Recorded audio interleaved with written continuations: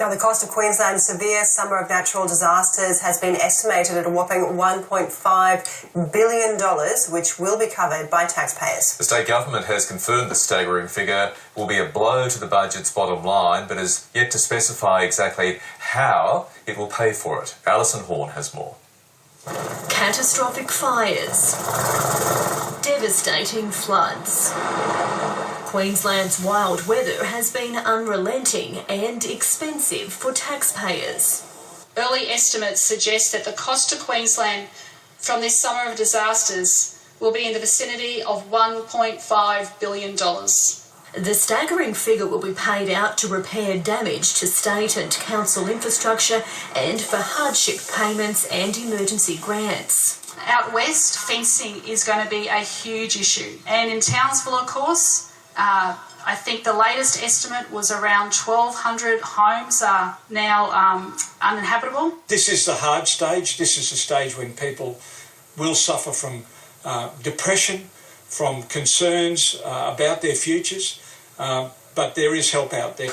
The Premier says the severity of the two natural disasters demonstrates climate change is here, and she's taken a swipe at the Commonwealth, claiming its ignorance about global warming is risking jobs and investment. In Canberra, we have had policy paralysis for years.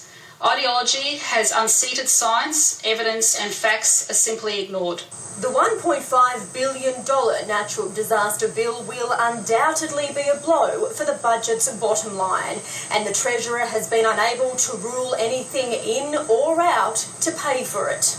The state opposition says it fears Labor will use the budget blow to introduce new taxes. Alison Horne, ABC News, Brisbane.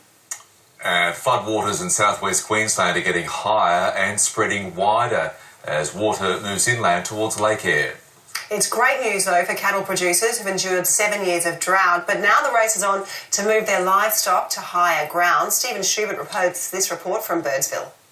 The Diamantina River here at Birdsville has been getting higher and faster for days, but there's plenty more to come. Upstream of here are giant floodplains. The water's 30 kilometres wide at some points. It's fanning out across cattle stations, and it's great news for local producers. They've been in drought here for 7 years, and it's now being met with what could be a 1 in 40-year flood. The town of Birdsville has never gone underwater in its history, but everyone's talking about the coming flood, even the local schools getting on board. What sort of a flood are we expecting? A dry flood. A dry flood, because it hasn't rained here, has it? No one knows how high this flood is going to get, but they're expecting it to peak in the next couple of days. Bring you more on that as it comes in. And Casey Station, located in East Antarctica, has been the site of many groundbreaking research projects and discoveries in the area. The Australian Research Station has now celebrated its 50th anniversary. Reporter Emma Davis was at Casey for the big ceremony.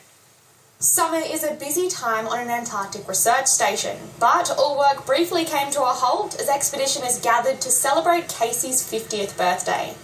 A commemorative plaque was given to station leader Chris McMillan, who highlighted Casey's significant contribution to Antarctic research.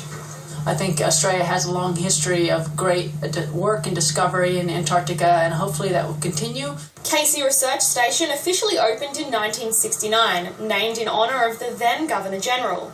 It was built on the site of an old United States base, but new facilities had to be constructed nearby because the American buildings were deemed unsuitable.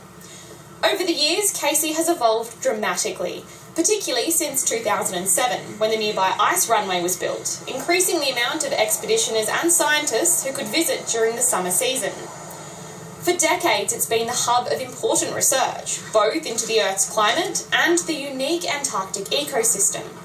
In glaciology, in climatology, in oceanography, we're actually keeping records that are establishing change points all the way through the history of the Antarctic. The people who call this place home say there's nowhere like it anywhere on Earth, and it's clear Casey will continue to play an important role in the Australian Antarctic program well into the future.